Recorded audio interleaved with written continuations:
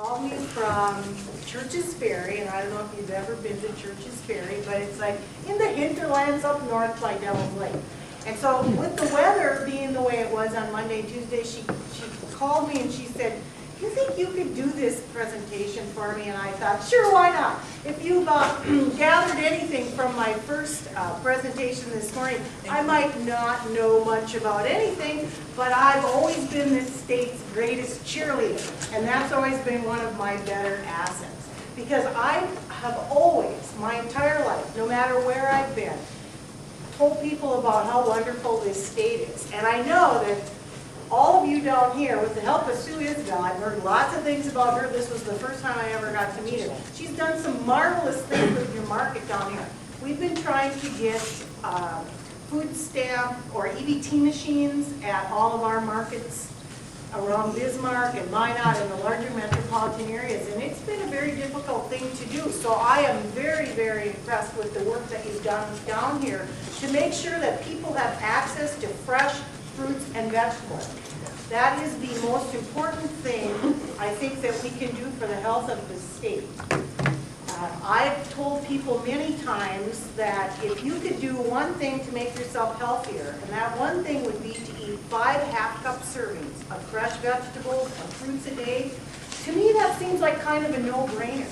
You know, my husband brought home a bag of apples from someone's tree yesterday, and I went to the dentist and I told somebody, I said, you know, I bit into that apple, I walked by the basket, picked it up, bit into it, and wanted to run through the house screaming because it tasted so good. It was fresh and it was crisp and it was grown by somebody that we know. And that's kind of what we're doing. I formerly worked for the North Dakota Department of Agriculture as the local foods marketing specialist. And local foods, as you know, is a great big, huge national movement to turn more of our economies back inwards into the community. Instead of thinking global all the time, we're starting to recognize that our neighbors are important and what our neighbors do is important. And so farmers markets are not necessarily all about eating vegetables, but they're really about being social again. And my parents, I grew up in Gackel. My parents are from the Wishik area. I'm a German from Russia. And they have gardened their entire life. And so they lived in Gackel up until the time that the grocery store closed. And this is a critical time in a small community's life. Because when the grocery store goes, people have to drive many, many miles to get good food. The convenience stores, they have milk, they have bread, but they have Twinkies. You know how long a Twinkie will last if you put it on your bookcase? Someone did an experiment, I'm not kidding you. 2 years and you could still eat it because it was still soft. That's not real food. I'm sorry. When I bake bread, 5 days later it's moldy. Then I know I did a good job and that the earth is doing its job to reclaim that bread when we're done eating it. So my parents sold their house and they moved to Jamestown, which was the closest metropolitan area there, into a townhouse.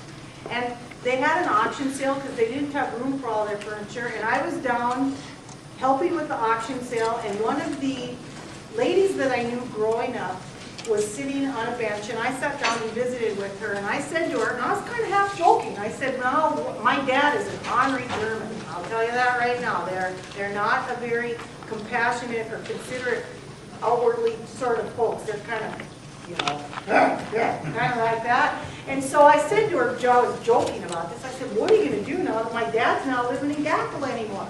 And she goes, we go to the farmer's market. And I was just like surprised that she had said this in the first place, but to her, that had become the biggest social event that this community was supporting. And she baked kuchen and she made doilies, and the mayor was next door to her and he gave her a ride down to the park on Saturday. And so it's become a really important part of the community because the mayor in that community is convinced that there has to be a better source of fresh vegetables for those people than what you can find that's trucked in from many miles from the coast that ends up in the convenience store on the counter in a basket looking wilted. I'm sorry, not my idea of fun.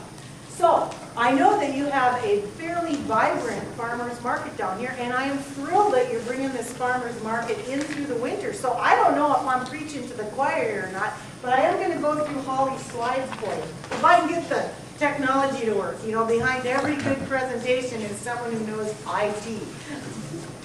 So, what you want to do with your farmer's market is you want to keep it in front of people's minds all the time. It's good marketing sense to just kind of keep talking about it, tell your neighbors about it, and then start involving other people. You know, you want your farmer's market to kind of be a place where people are going to go and they're going to stay because there's other things to do besides shopping. Although I find that there is no greater pleasure in the world than picking out fresh vegetables and putting them in a reusable bag and taking them home and canning. I love to can. And when I first took my job at the State Department of Agriculture, Roger Johnson was the Agriculture Commissioner at that time. And the very first talk I ever gave to a group of people, I said, we need to pass along what we know as elders in our community to the young people of the world. There is this huge gap between people and the earth anymore. There's a huge gap between people and even cooking. And I didn't know this till I took this job. I was shocked, you guys, to find out that people didn't know how to mash potatoes. You know, I make mashed potatoes minimally once a week because there's nothing better than meatballs, mashed potatoes, and gravy. And a couple carrots on the side. You gotta have your vegetables in there too. So I was very surprised to find out about this. But I said, we need to pass along food preservation. Food preservation is important, was very important to the people of the Plains for years and years and years. They didn't have grocery stores and microwaves and things like that. We needed to put up fruits and vegetables and meats to last during the winter. Because as you know, when winter comes, it comes in, stays for quite a while. It's pretty easy to go, you know, in the spring of this year, we had farmers that were out of electricity for 6 weeks in Morton and Sioux County. You know, and they had to struggle through that. But you never saw that on national news, did you? Because they weren't complaining. They knew how to deal with it. So we need to pass along a lot of these things to the next generation. And Roger Johnson said, does Sue really think that she's going to get people to can? And guess what? There is a greater demand with our extension people for learning how to can. Ball and Kerr jar companies have seen like a phenomenal increase in the demand for jars and lids and things. So yes, I believe that there is an interest, and I believe that we can pass that information on to the next generation. So part of going to a market will be learning these kinds of things, talking to your farmers, learning how they grow things, maybe becoming a farmer yourself. And we'll talk a little bit more about that kind of stuff later in the day. So if you are going to have a farmer's market, and people are just going to come and shop and go home, that's fine.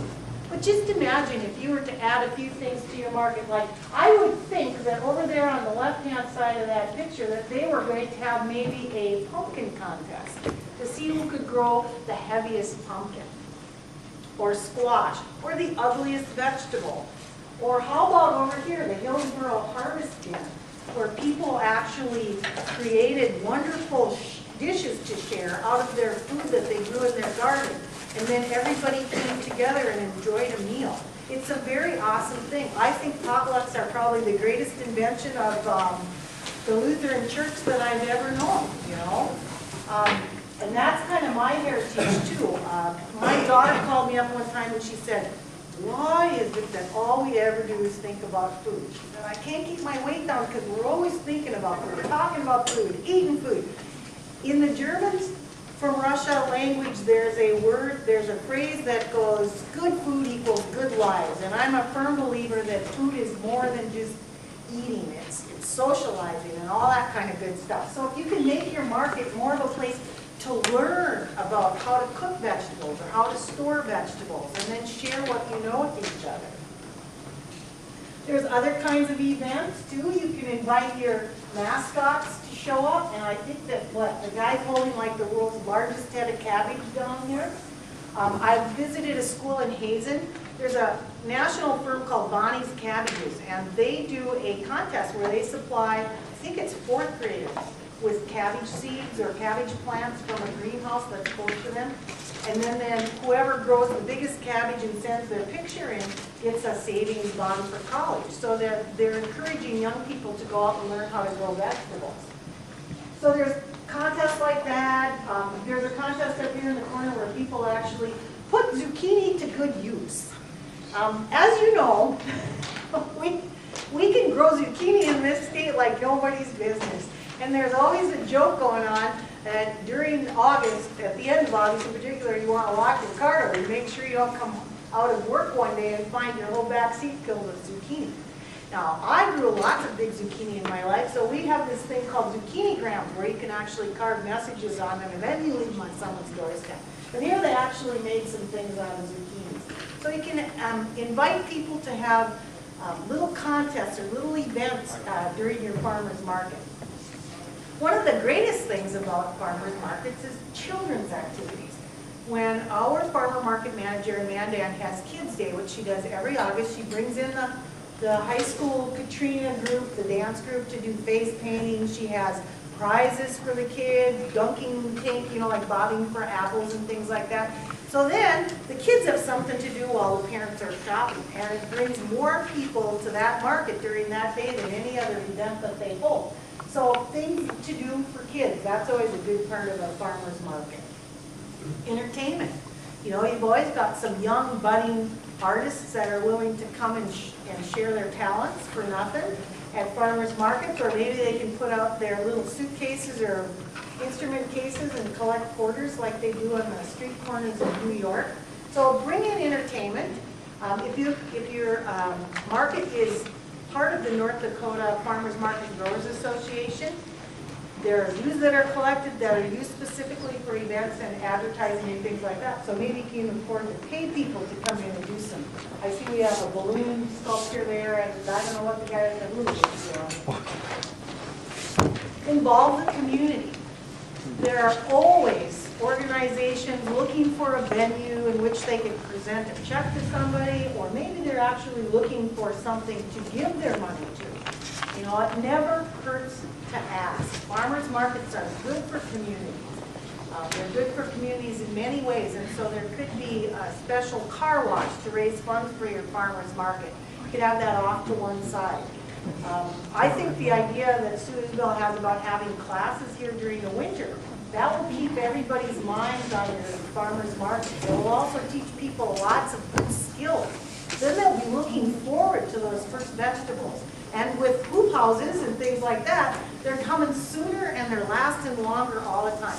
So if anybody ever says to you that we cannot grow vegetables in the state of North Dakota, just poo-poo them and kick a little dirt on their shoes, because I've been to Canada and they can grow all kinds of vegetables in Canada and they're further north than we are, so I don't buy that. I think the reason they don't want us growing vegetables is because once we start in the state of North Dakota, we're taking over the country because we do everything and we do it really well.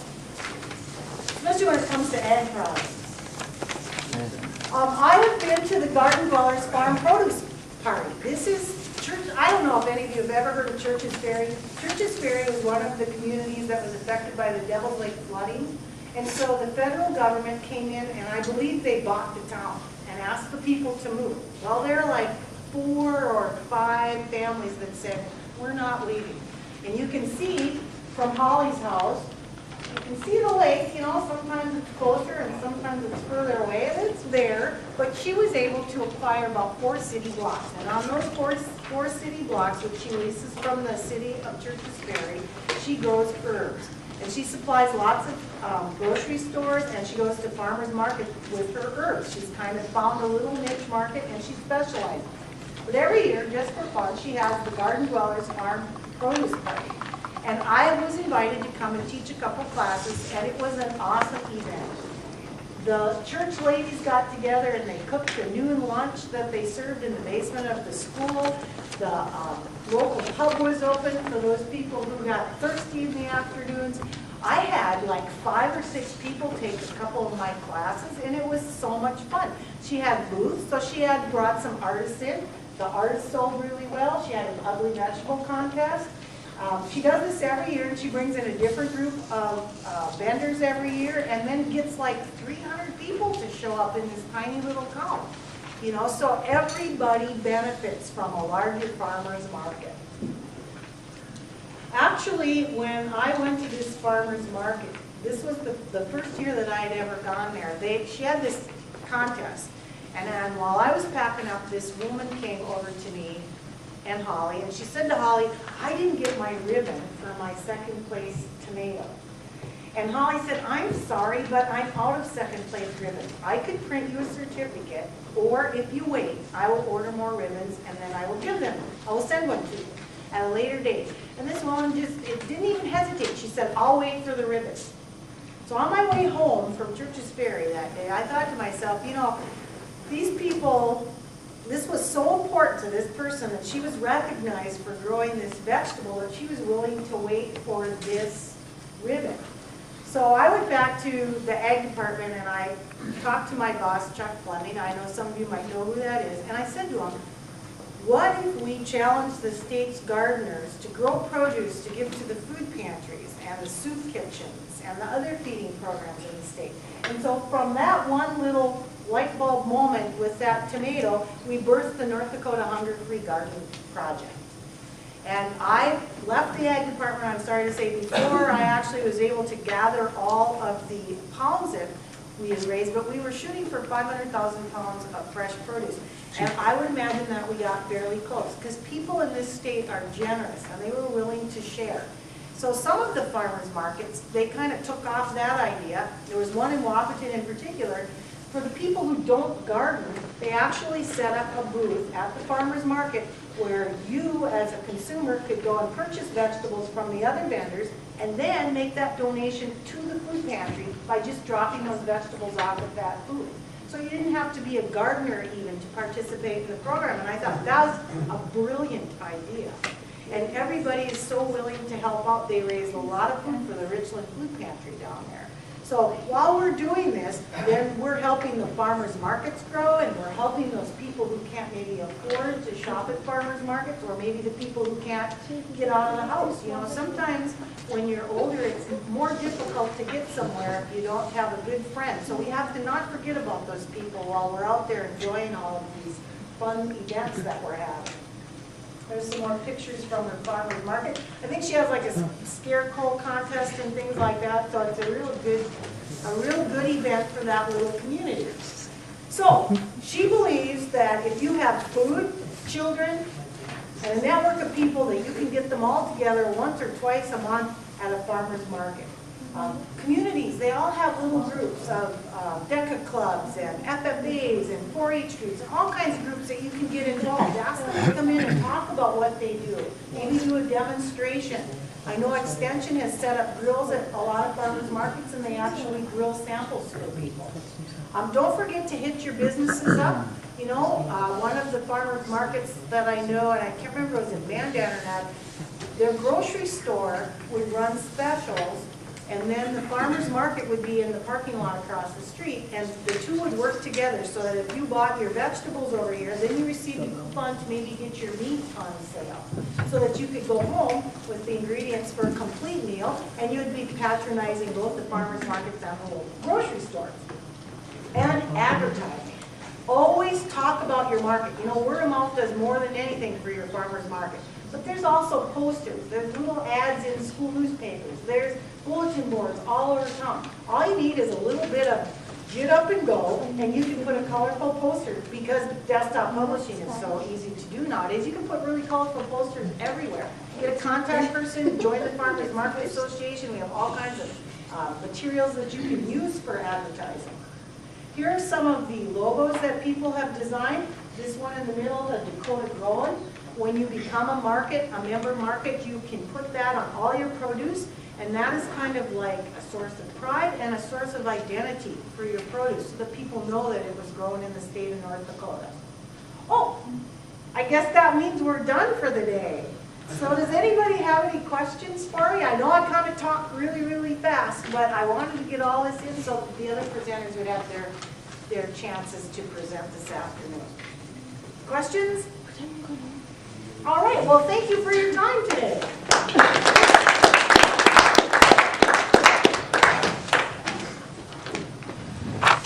I have a question. Oh, yes. Do the vendors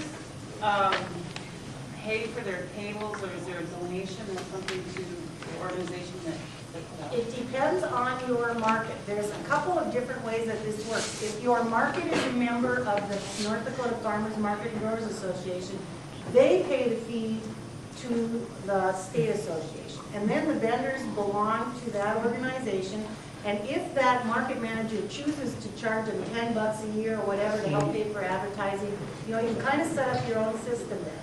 I do know that a lot of the venues are donated by the city, so you'll want to go into the city and say, you know, do you have a space for us? And most of the time they'll donate that, so you don't have to worry about any of that stuff. But each market can kind of determine that for themselves, whether they want to charge or whether they want to stay as a group.